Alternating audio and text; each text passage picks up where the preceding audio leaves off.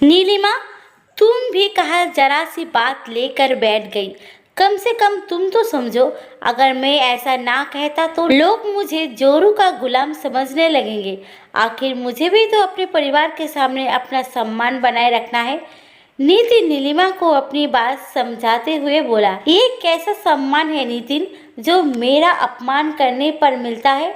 मेरे सम्मान की जिम्मेदारी किसकी है फिर? कितनी घटिया सोच है तुम्हारी। अपने सम्मान के लिए मेरा अपमान कर रहे हो? नीलिमा नितिन की बात का जवाब देते हुए बोली, यार तुम औरतों की यही तो ये समस्या है, छोटी सी बात को रबर की तरह खींच कर लंबा कर देती हो। ऐसा क्या कह दिया मैंने? सिर्फ इतना ही तो कहा था कि बिना मेरी इजाज़त के घर के बाहर कदम नहीं रखोगी। पति होने के नाते क्या मैं तुमसे इतना सा नहीं कह सकता? नितिन अपनी बात को सही ठहरते हुए बोला कि अच्छा सिर्फ इतना ही कहा था। नीलिमा ने प्रश्न भरी नजरों से नितिन की तरफ देखा, पर नितिन नीलिमा को जवाब देने की जगह वो दूसरी तरफ मुंह करके सो गया। इस बार नितिन नीलिमा को जवाब देने के मूड पे नहीं था, क्योंकि वो जानता था कि वो गलत है, लेकिन नीलिमा उसकी आंखों से तो नींद कोसों दूर थी। कितनी बुरी तरह से लताड़ा था नितिन ने उसे, जैसे उसका कोई अस्तित्व ही नहीं है। अपनी माँ और बड़े भाई के सामने अपनी टेक दिखाने के लिए किस तरह से उससे बात कर रहा था। एक पल भी नहीं लगाया कहने में कि अगर बाहर कदम भी रखा तो तुम्हारी टांगें तोड़ कर रख दूंगा। भला कोई इस तरह अपनी पत्नी से बात करता है? अब समझ में आ रहा था कि इस घर में उसकी जेठानी सुजाता क्यों दबी दबी सी रहती है। बात सिर्फ इतनी सी थी कि शाम हो, जेठानी सुजाता और नीलिमा रसोई में काम कर रही थी। उस समय सुजाता की 3 साल की बेटी राखी बाहर बरामदे में खेल रही थी। सासू माँ भी वही बैठकर अपनी आस पड़ोस की महिला मंडली से पंचायत कर रही थी। अचानक खेलते खेलते राखी बरामदे में बनी हुई सीढ़ियों पर से नीचे गिर गई। हालांकि सीढ़ी 2 ही थी, लेकिन नीचे रखे गामले से उसका सिर टकरा गया और उसके सिर पर चोट लग गई। इस कारण राखी और जोर जोर से रोने लगी, लेकिन सासू माँ से ये भी नहीं हुआ कि जाकर उस बच्ची को उठा ले। तो अब तक सुजाता दौड़कर बाहर आई तो देखा राखी के सिर से खून बहने लगा। ये देखकर सुजाता ने अपने पल्लू से उसके सिर को दबाया ताकि खून बहना बंद हो। तब तक नीलिमा भी बाहर आ गई, लेकिन तभी सासू माँ बोली, अरे कुछ नहीं हुआ है, जो दोनों की दोनों काम छोड़कर बाहर आ गई हो। बच्चों को तो चोट लगती ही है रहती है। ये देखकर सुजाता तो कुछ ना बोली, पर उसकी आंखों में आते आंसू बहुत कुछ बोल गए।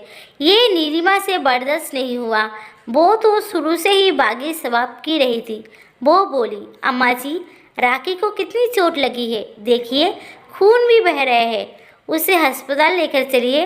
अरे कुछ ना हुआ है इसे, लड़की जात है, इस छोटी मोटी चोट से कुछ नहीं होता। लड़कियां तो पल जाती है, थोड़ा सा नारियल का तेल लगा दे, सब सही हो जाएगा। कहकर अम्मा जी अपने महिला मंडली से फिर बातें करने लगी। लेकिन नीलिमा से ये बर्दाश्त नहीं हुआ कि अपनी ही पोती को रोते देखकर उनका दिल नहीं पसीज रहा, जबकि ये तो सिर की चोट है। वो आनन फानन में अंदर कमरे में गई, अपनी अलमारी से कुछ पैसे निकाले और बाहर आकर सुजाता की गोद में से राखी को ले लिया और पैदल ही नुक्कड़ की तरफ चल गई। नुक्कड़ पर पहुंचकर वहां से ऑटो कर राखी को अस्पताल लेकर गई और उसकी मरहम पट्टी करवाई। लेकिन इधर सासू माँ गुस्से में भड़क चुकी थी। उन्हें बिल्कुल अच्छा नहीं लगा कि उनकी सखियों के सामने उनकी बहू ने उनकी बात काट दी और अपनी मनमानी करती हुई घर से बाहर निकल गई। जब तक नीलिमा राखी का इलाज करवा कर वापस आई, तब तक नितिन और उसके बड़े भैया सुरेंद्र घर आ चुका था और सासू माँ ने उन्हें हर बात नमक मिर्च मसाले के साथ परोसी थी। जैसे ही नीलिमा राखी को लेकर घर में घुसी, वैसे ही नितिन ने उस पर चिल्लाना शुरू कर दिया। तुम्हारी हिम्मत कैसे हुई अम्मा की इजाज़त के बगैर घर के बाहर जाने की? थोड़ा सा इंतज़ार नहीं कर सकती थी? जो अकेले ही घर के बाहर निकल गई। हम लोग आ तो रहे थे घर पर। उसकी बात सुनकर नीलिमा एक पल के लिए तो हैरान रह गई। तब तक सुजाता भाभी आकर राखी को उसकी गोद से ले गई। फिर नीलिमा ने नितिन से बोली, राखी के सिर में चोट लगी थी, वो दर्द के मारे तड़प रही थी। ऐसे में क्या तुम लोगों का इंतजार करती रहती मैं? कितना खून तो बह चुका था उसका। अरे तो थोड़ी देर में कुछ ना होता उसे, जो मेरे मना करने के बावजूद घर के बाहर निकल गई। इतनी औरतों के सामने बेइज्जती कर दी मेरी। क्या सोच रही होगी वो लोग में कि मेरी बहू तो मेरी सुनती ही नहीं है। सासू माँ बीच में ही बोली, आप लोगों के सामने अपनी इज्जत की पड़ी है। आप राखी की दादी है। मेरी जगह राखी को लेकर तो आपको भागना चाहिए था, लेकिन आप तो बस करो, तुम बराबर अम्मा को जवाब दिए जा रही हो। खबरदार, मेरी इजाजत के बगैर घर के बाहर कदम रखा तो टांगे तोड़ के रख दूंगा तुम्हारी। औकात में रहना। अचानक नितिन जोर से चिल्लाया। नीलिमा हक्की बक्की सी उसे देखती रह गई।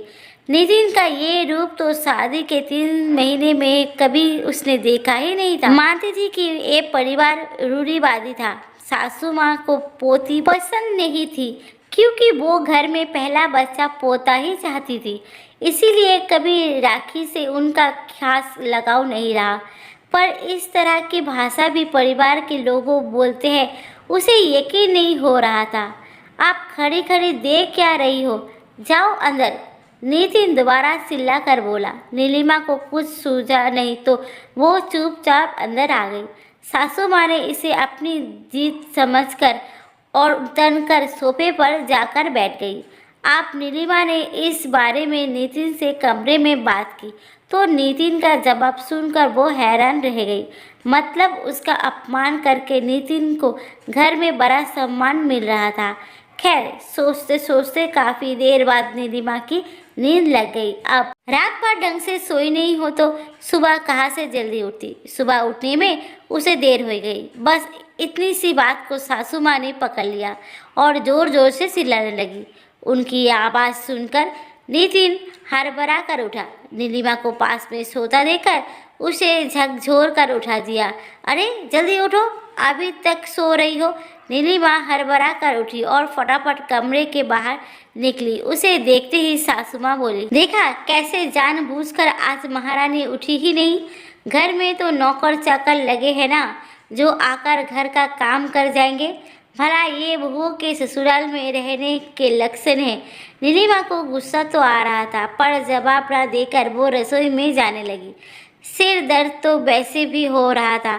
सोचा पहले चाय बनाकर पी ले। तभी नितिन भी बाहर निकल कर आ गया। उसे देखकर सासू माँ ने अपनी आवाज़ ऊंची करते हुए कहा, देख ले नितिन, तेरी बीवी के लक्षण। यहाँ सास बोले जा रही है, पर ऐसा नहीं कि उसे जवाब देते मुंह उठाकर सीधे रसोई की तरफ चल दी। अरे मुझसे बात नहीं करना चाहती है तो साफ साफ कह दे। सासू माँ की बात सुनकर नितिन गुस्से में नीलिमा से बोला, अम्मा तुमसे कुछ बोले जा रही है, तुम जवाब क्यों नहीं दे रही हो? अम्मा को जवाब दे दोगी तो घिस नहीं जाओगी। कल जब मैंने जवाब दिया था तब भी आप बोल रहे थे कि जवाब पर जवाब दिए जा रही है, और आज मैं चुप हूँ तो भी समस्या है। आखिर मैं करूँ तो क्या करूँ? नीलिमा ने कहा। उसकी बात सुनकर नितिन गुस्से में चिल्लाकर बोला, बस करो, तुम ज़्यादा जबान चला रही हो। अगर आप एक शब्द बोला तो तुम्हारा मुंह तोड़ कर रख दूंगा। चुप करो, तुम पत्नी हूँ तुम्हारी, कोई गुलाम नहीं हूँ जो इतनी बदतमीजी से मुझसे बात कर रहे हो। नीलिमा के इस जवाब से नितिन हक्का बक्का रह गया। वही सासू माँ भी बोली, हे भगवान, अपने पति तक से जवाब लड़ा रही है। तेरी यही हैसियत है तेरी बीवी के सामने, जो सबके सामने तुझे जवाब दे रही है। सासू माँ नितिन को सुनाते हुए बोली। तब नितिन नीलिमा से बोला, तुम मेरी पत्नी हो, मेरे सम्मान की जिम्मेदारी तुम्हारी है। तुम इस तरह से सबके सामने मेरा अपमान कैसे कर सकते हो? अच्छा, तुम सबके सामने मुझे बेइज्जत कर रहे हो, अपने सम्मान के लिए मेरा अपमान करते हो और मुझसे उम्मीद करते हो कि मैं सबके सामने गूंगी गुड़िया बनकर तुम्हारी इज्जत बनाए रखूं। इज्जत दोगे तो इज्जत मिलेगी, वरना जिस तरह की भाषा तुम लोग बोलते हो वो भाषा मुझे भी बोलनी आती है। नीलिमा के इस जवाब से सब लोग हैरान रह गए। हालांकि उसके बाद नितिन की हिम्मत नहीं हुई कुछ कहने की, क्योंकि नीलिमा बराबर जवाब दे रही थी। उसके बाद नीलिमा को तेज जबान वाली बहू, बदतमीज बहू, कई तरह के नामों से नवाजा गया। पर क्या फर्क पड़ता है, कभी कभी अपनी इज्जत के लिए बेशर्म होना ही पड़ता है। दोस्तों, आप सभी को मेरी कहानी अच्छी लगती हो तो लाइक करें, कमेंट करें और मेरे चैनल को सब्सक्राइब करना ना भूलिए। देखने के लिए दिल से धन्यवाद।